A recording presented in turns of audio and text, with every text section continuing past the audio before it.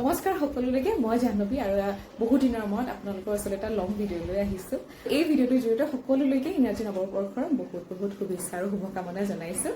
আৰু আপোনালোকে যোৱা আমাৰ বিয়াৰ ভিডিঅ'টিক ইমান মৰম দিয়াৰ বাবে বহুত বহুত ধন্যবাদ। একদম ধুনীয়াকৈ চাদৰ মেখেলা পিন্ধি আজি ৰেডি হৈছোঁ মাঘ বিহু চেলিব্ৰেট কৰিবৰ কাৰণে। মই আৰু দীপক আমি দুই এইফালৰ পৰা যাম।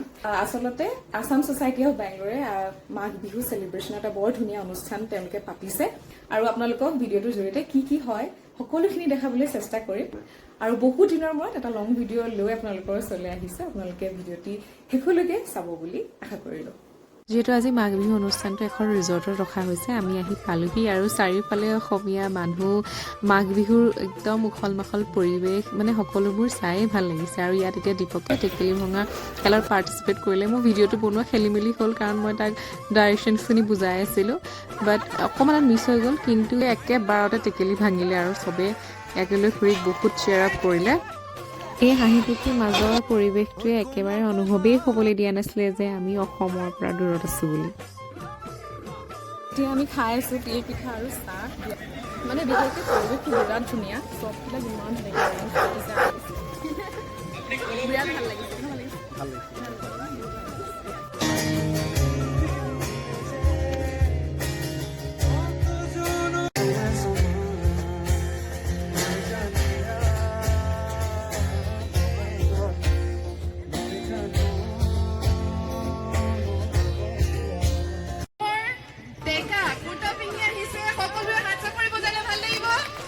ইমান কেইজন হ'ব বুলি ভবা নাছিলোঁ, গতিকে এতিয়া পুৰস্কাৰটো দিবলৈ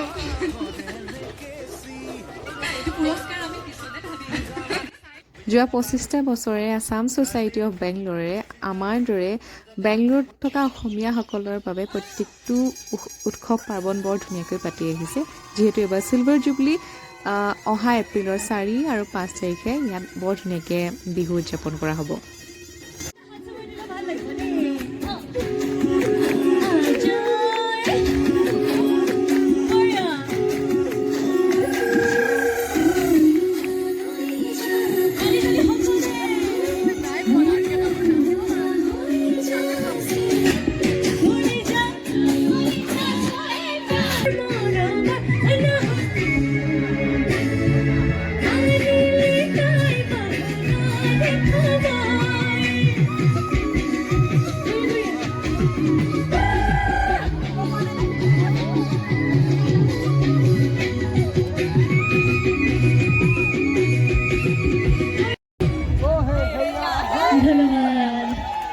ভাল লাগিছে।